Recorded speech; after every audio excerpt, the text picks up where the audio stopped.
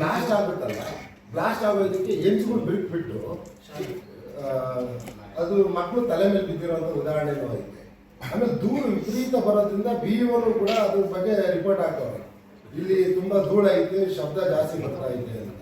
ಹಂಗಾಗಿ ಹೋಗ್ತಾ ಇಲ್ಲ. ಆಮೇಲೆ 3-4 ದಿವಸದಿಂದ, ಕಳೆದ 3-4 ದಿವಸದಿಂದ ಸ್ಕೂಲ್ ಹತ್ರ ಶಾಲೆ ನಡೆಸ್ತಾ ಇದೆ. ಅಂದರೆ ಸ್ಕೂಲ್ ಹತ್ರ ಶಾಲೆ, ದೇವಸ್ಥಾನದ ಹತ್ರ ಶಾಲೆ ನಡೆಸ್ತಾ ಇದೆ. ಅಲ್ಲೂ ಕೂಡ ಈಗ ಹೋಗ್ದಿರೋಂಥ ಪರಿಸ್ಥಿತಿ ನಿರ್ಮಾಣ ಆಗಿದೆ. ಆಮೇಲೆ ನಮ್ಮ ಜಿಲ್ಲಾಧಿಕಾರಿಗಳು, ಹಿಂದೆ ಇದ್ದಂಥ ಜಿಲ್ಲಾಧಿಕಾರಿಗಳು ಏನು ಮಾಡವ್ರೆ, ಒಂದು ಟಾಸ್ಕ್ ಫೋರ್ಸ್ ಕಮಿಟಿ ತೀರ್ಮಾನ ಆಗಿರೋದ್ರಲ್ಲಿ ಯಥಾಸ್ಥಿತಿ ಮುಂದುವರಿಸಿ ಅಂತ ಹೇಳಿಕೆ ಕೊಟ್ಬಿಟ್ಟಾರೆ.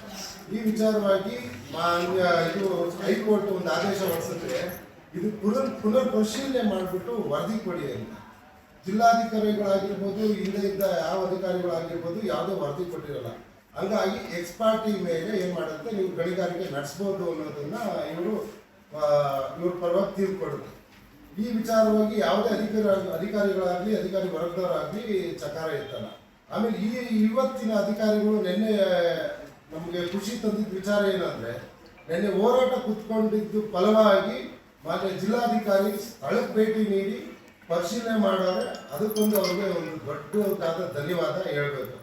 ಹಾಗಾಗಿ ಈ ವಿಚಾರನ ತಾವುಗಳು ತಮ್ಮ ಸಮ್ಮುಖದಲ್ಲಿ ವಿನಂತಿ ಮಾಡ್ಕೊಳ್ತಿರೋದು ಏನು ಅಂತ ಅಂದರೆ, ಈ ನಮ್ಮ ನೆಹರು ನಗರ ಗ್ರಾಮಸ್ಥರು ಹಾಗೂ ಸುತ್ತಮುತ್ತ ಇರೋ ಗ್ರಾಮಸ್ಥರಿಗೆ ಆಗ್ತಿರೋ ತೊಂದರೆಯಿಂದ, ಆಮೇಲೆ ಮಕ್ಕಳಿಗೆ ಆಗ್ತಿರುವಂಥ ಅನಾನುಕೂಲದಿಂದ ಶಾಲೆಗೆ ಹೋಗ್ತಿರುವಂಥ ಪರಿಸ್ಥಿತಿ ಆಗ್ಬಿಟ್ಟೈತೆ ಮಕ್ಕಳು. ಹಂಗಾಗಿ ನಾವೆಲ್ಲ ಬೆಂಬಲ ಕೊಟ್ಟು ಈ ಹೋರಾಟನ ಯಶಸ್ವಿಗೊಳಿಸ್ಬೇಕು. ಆಮೇಲೆ ಈ ಗ್ರಾಮದ ರೈತರಿಗೆ ಮತ್ತು ಮಕ್ಕಳಿಗೆ ನ್ಯಾಯ ಕೊಡಿಸ್ಬೇಕು ಅಂತ ತಮ್ಮಲ್ಲಿ ಕೈ ಮುಗಿದು ಬೇಡ್ಕೊಳ್ತೀವಿ ಸರ್.